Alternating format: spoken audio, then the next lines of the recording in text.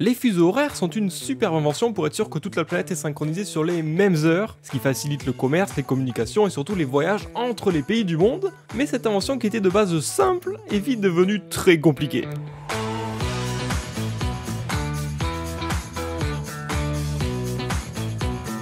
Depuis la nuit des temps, c'est le soleil qui rythme nos journées quand c'est qu'on mange, qu'on travaille, qu'on dort, etc. Et quand l'heure et les horloges ont été inventées, chaque ville et chaque pays avait sa propre heure locale. Ce qui n'est pas un problème en soi si les gens ne se déplacent pas. Mais avec l'arrivée du chemin de fer et des voyages entre les différents pays, c'est vite devenu problématique. Surtout pour les heures d'arrivée, de départ, etc. Et encore, on parle même pas des retards de la SNCF là.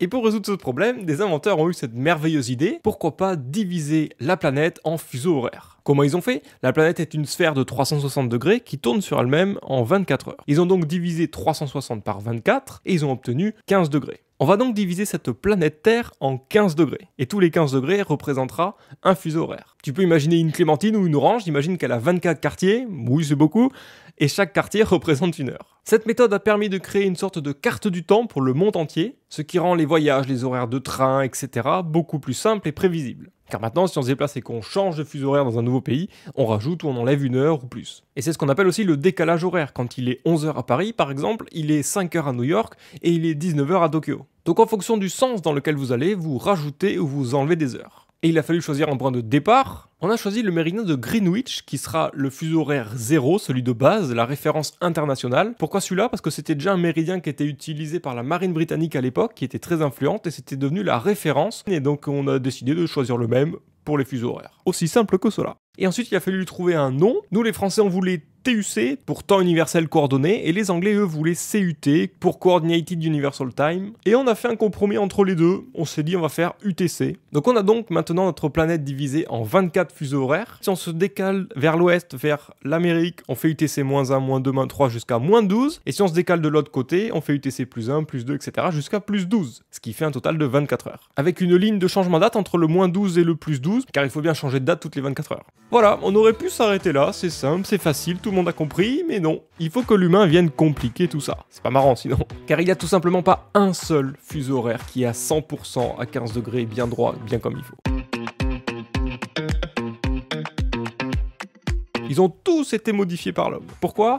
Car chaque pays, en fait, pour des raisons politiques, géographiques, etc., souhaite changer un petit peu pour que son pays soit plutôt dans un fuseau horaire plutôt qu'un autre, etc. Et ça vient tellement tout changer qu'on en arrive des fois à des aberrations. Commençons par nous, la France. On est traversé par le méridien de Greenwich, dont théoriquement on est censé être UTC 0, la base. Eh ben non, on est à UTC +1.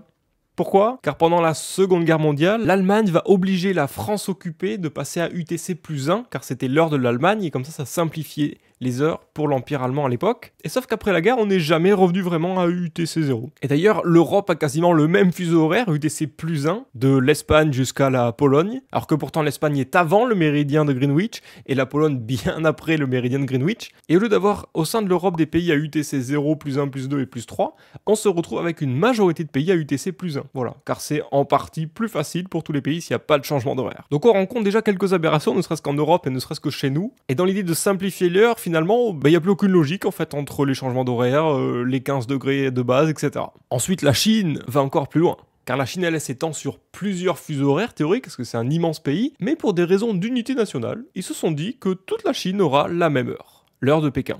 Cela veut dire que dans l'extrême ouest, on se lève le matin, il fait encore nuit noire, alors que dans l'extrême est, on se lève le matin et c'est déjà la pleine journée. Ce qui du coup en fait vient créer un décalage par rapport au soleil qui n'est pas vraiment cool suivant où tu vis. Et ensuite on a l'Inde qui à l'inverse lui s'est dit « Ah non, moi ça me va pas, au lieu de faire des heures pleines, moi je vais me décaler de 30 minutes. » Voilà, donc au lieu d'être à UTC +5, elle est à UTC +5h30. Et le Népal va encore plus loin, il s'est dit « Ah ouais, moi c'est chiant, je veux UTC +5h45. » Pourquoi pas. Ces ajustements en fait qui permettent de mieux coller à la position du soleil et répondre aux habitudes locales. En Europe ou en Chine, on n'est pas à 2 heures près, mais au Népal, on est à 15 minutes près. Ah, ça change tout. Ah, et il y a l'heure d'été aussi qui vient tout changer, car certains pays dans le monde passent en heure d'été. Par exemple, nous, la France, l'Espagne, etc., on passe de UTC +1 à UTC +2, donc on se décale encore plus pendant l'été, alors que d'autres pays, comme le Japon par exemple, eux ne se décalent pas du tout et restent toute l'année à UTC +9. Ce qui veut dire que les décalages horaires d'un pays à un autre vont plus changer si c'est l'été ou l'hiver. Et un autre exemple super intéressant, c'est celui de Kiribati. C'est un petit pays insulaire du Pacifique, sauf qu'il y avait une partie de ces îles qui était à UTC-12 et une partie de ces îles qui était à UTC+12. Ce qui veut dire que quand on passait d'une île à une autre, on changeait carrément de jour. Et comme ça créait quelques confusions et que c'était pas facile à gérer, ils se sont dit on va tout simplement changer le fuseau horaire et le changement de date. Comme ça, on a toutes nos îles qui sont sous la même date et c'est beaucoup plus facile. Pour celui-là, la limite, je comprends, on n'est pas à 15 minutes près, là on passe carrément à une journée différente. Ça commence à faire. Voilà, maintenant vous savez tout sur les fuseaux horaires et pourquoi c'est une merde sans nom et qu'il n'y a plus aucune logique presque. C'était Virtual Ben, à bientôt.